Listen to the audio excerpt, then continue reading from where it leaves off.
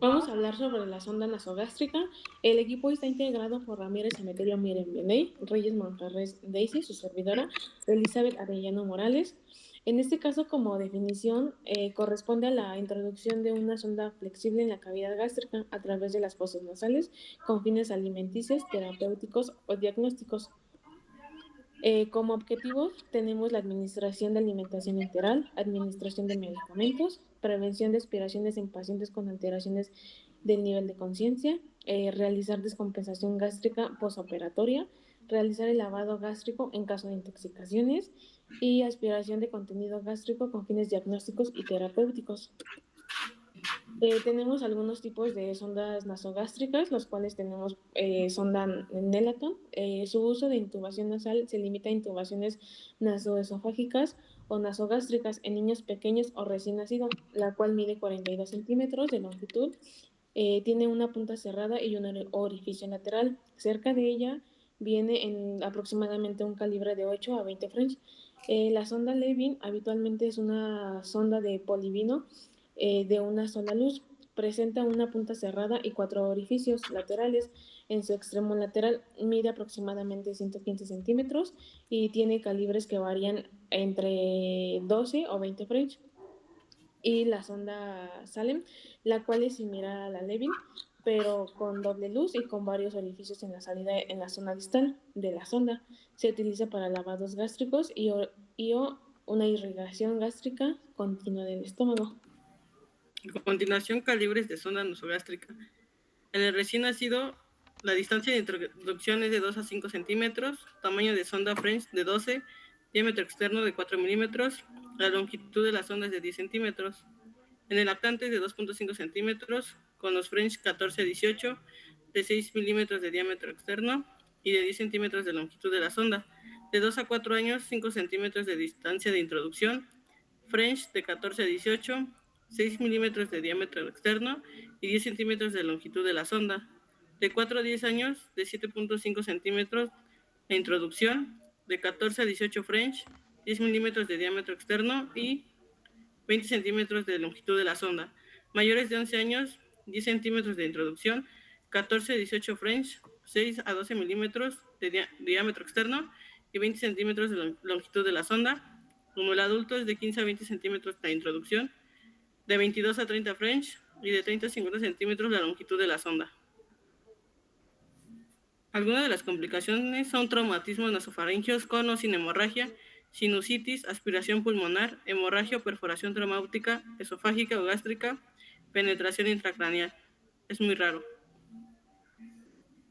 Está indicada para la aspiración del contenido intestinal, auxiliar para el diagnóstico en caso de hemorragia del tubo digestivo, alto o lesión gástrica por politraumatismo. En terapéutica es infusión de medicamentos o lavado gástrico en caso de hemorragia gastrointestinal o sobredosis de medicamentos, administración de alimentos. Está contraindicado en obstrucción rinofaringea o esofágica, anomalías incontrolables de la coagulación, vómitos persistentes, hemorragia gastrointestinal aguda, traumatismo maxilofacial severa y o sospecha de fractura de la base del cráneo, sospecha o evidencia de perforación esofágica y la presencia de varices esofágicas o de esofagitis severa. Los materiales que vamos a ocupar para este procedimiento es la sonda, del tipo y calibre adecuado al motivo del sondaje, jeringa de 60 centímetros cúbicos, estéril tipo Cuyón, cono ancho en adultos de 2 a 5 centímetros cúbicos en niños, lubricante hidrosoluble, guantes no estériles, apósito de fijación, gasas no estériles, palangana, tapón de la sonda, si es preciso, sistema de aspiración en adultos si es preciso, sonda de aspiración, batea para transporte de material, bolsa colectora adaptable a la luz de la sonda, si es preciso, toalla o protector de cama, regla milimétrica o cinta métrica, tiras para la medición del pH. En este caso vamos a mencionar la parte de la instalación. Como primer paso se debe colocar bante y guantes. Posterior a eso se coloca un campo sobre el tórax del paciente para mantenerlo limpio. Y bueno, colocar la sonda, pero antes de, pues le explica la maniobra al paciente, ya que se necesita de su colaboración. Se trata de un procedimiento no doloroso, aunque puede llegar a molestar. Posterior a eso, pues el paciente se debe colocar en una posición adecuada, lo que conocemos como posición folder, la cual consiste en estar sentado en la cama para relajar la musculatura abdominal y facilitar la entrada de la sonda. A continuación, para saber la longitud de la sonda se suma la distancia desde la nariz al lóbulo de la oreja y desde esta hasta el final del externo, como es la posición. Para un adulto, la longitud habitual es de unos 50 centímetros. Se aplica el lubricante en los últimos 15 centímetros de la sonda y se introduce por una de las fosas nasales, en la más permeable. Con el paciente colocado en la posición Fowler, se introduce la sonda horizontalmente para evitar que tropiece. Se va empujando la sonda poco a poco mientras el paciente realiza la maniobra de tragar. Cuando se llega a la longitud medida anteriormente, se detiene la introducción de la sonda y se comprueba si está bien colocada, insuflando de 50 centímetros cúbicos de aire al estómago por una jeringuilla, que es detectado con la ayuda de un fenestoscopio, escuchándose un sonido de borboteo característico en el abdomen, y por último se puede aspirar el contenido gástrico una vez confirmada la posición y deberá fijarse a la nariz con tela adhesiva. Pasamos a la parte del caso clínico. Se trata de un varón de 90 años que fue derivado desde una residencia para mayores por presentar deposiciones líquidas en números de 4 al día, sin respeto nocturno y vómitos, sin productos patológicos en número mayor de 5 al día, de 4 días de evolución, asociando picos febriles vespertinos de hasta 38,5 grados centígrados, referiría a agudización del dolor abdominal de predominio en mesogastrio en las últimas 24 horas, sin alivio tras la deposición ni con analgesia de primer escalón, con astenia intensa y anorexia, con intolerancia a sólidos y líquidos. El paciente presentaba tos escasa, no productiva, sin odinofagia, conjuntivitis ni rinitis, con sensación disneica de mínimos esfuerzos, sin dolor torácico ni palpitaciones. Se había realizado un test de antígenos para SARS-CoV-2 en su domicilio 2 días antes de su consulta, siendo este positivo. No se encontraron otros hallazgos relevantes a la anamnesis por aparatos ni sistemas. El paciente era parcialmente dependiente para las actividades básicas de la vida diaria, precisaba ayuda para el aseo, no tenía alergias a medicamentos conocidos, ni mucho menos hábitos tóxicos ni factores de riesgo vascular. Recibía tratamiento con tamsulosinasa y dutasteride, un comprimido cada 24 horas, lormetazepam, igual un comprimido cada 24 horas, tramadol y paracetamol, un comprimido cada 12 horas. A la exploración física estaba hipotenso, ya que presentaba una TA de 85 sobre 59 milímetros de mercurio, una frecuencia cardíaca de 90 latidos por minuto, una saturación al 96, con FIO 2 al 35%, una frecuencia respiratoria de 24 respiraciones por minuto, afebril en la primera valoración, mal estado general, consciente pero desorientado en tiempo y espacio, con palidez cutánea y mucosa, también deshidratación leve y taquipnea de reposo sin uso de musculatura accesoria. El abdomen estaba distendido con ruidos intestinales escasos, con signos de peritonismo doloroso a la palpitación superficial y también profunda. En las pruebas complementarias se mostró que el hemograma solo destacaba la linfopenia y también tenía deterioro de la función renal con creatinina de 1,42 miligramos sobre decilitro, el filtrado glomerular estimado de 43 milímetros por minuto, con ionograma, perfil hepático y pancreático normal.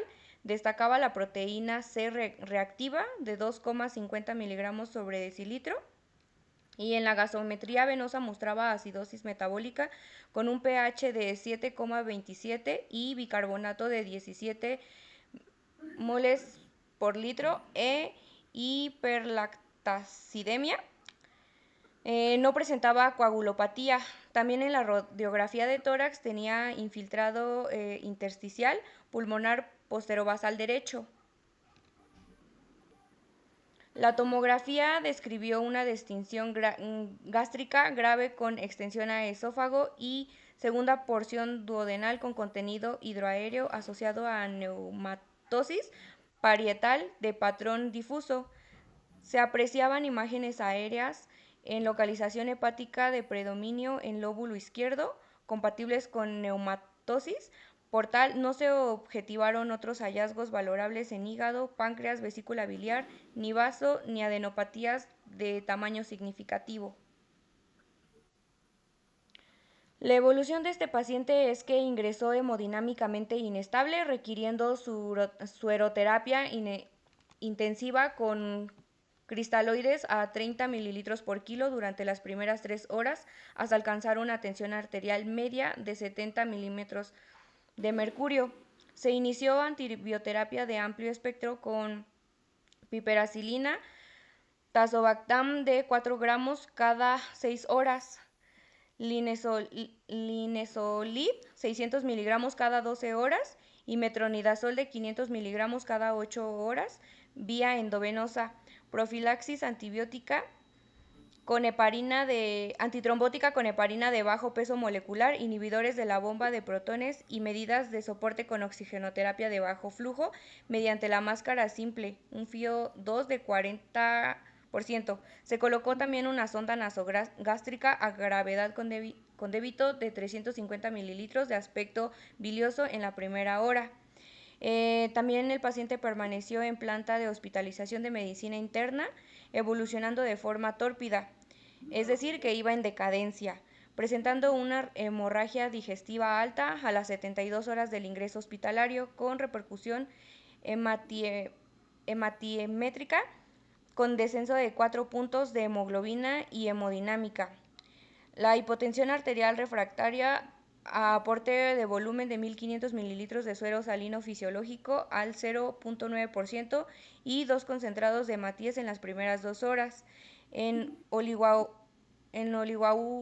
diuresis de 50 mililitros por hora con taquipnea a 32 respiraciones por minuto, precisando a oxigenoterapia de alto flujo mediante una mascarilla tipo Venturi con un FiO2 de 50%.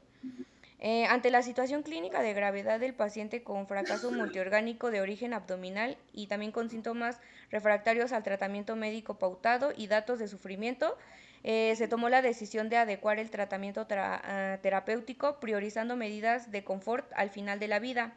Desgraciadamente, este paciente falleció en su 5º día de ingreso al hospital. Para el diagnóstico se encontró una sepsis de origen abdominal con evolución a fracaso multiorgánico en contexto de gastritis enfisematosa con distensión gástrica grave y neumatosis, por tal probablemente secundaria al síndrome emético. Y también se encontró una neumonía intersticial derecha de origen vírico por SARS-CoV-2.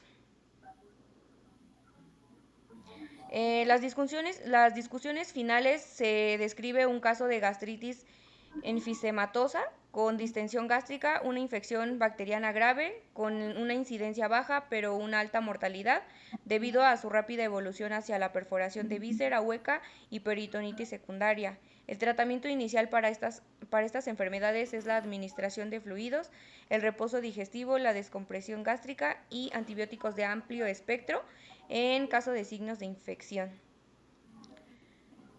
Póstumamente, las intervenciones de enfermería serían las siguientes: verificar que la sonda se encuentre en el estómago siempre antes de administrar alimentos o agua o medicamentos, mantener al paciente en posición Fowler 1 hora después de la nutrición.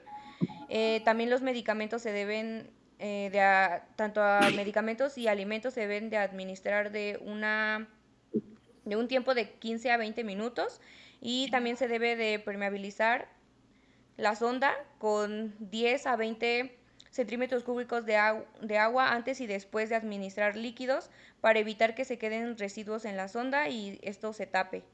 También se debe administrar más de un medicamento, pase a 5 a 10 centímetros cúbicos de agua entre medicamento, esto es para enjuagar, y se debe de limpiar la sonda con agua tibia y jabón, mantener lubricada la fosa nasal, realizar aseo en cavidades cada 4 horas, realizar aseo bucal y mantener labios hidratados, y también es importante hacer un registro de entrada y salida por medio de la sonda.